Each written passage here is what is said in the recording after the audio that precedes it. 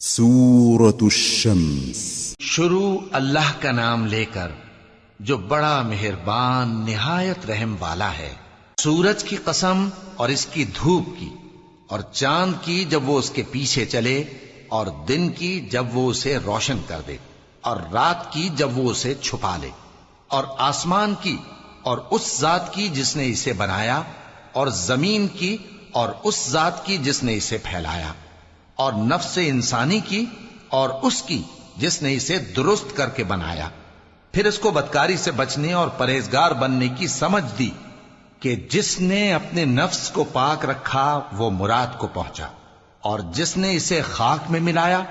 وہ نامراد رہا۔ قوم سمود نے اپنی سرکشی کے سبب پیغمبر کو جھٹلایا۔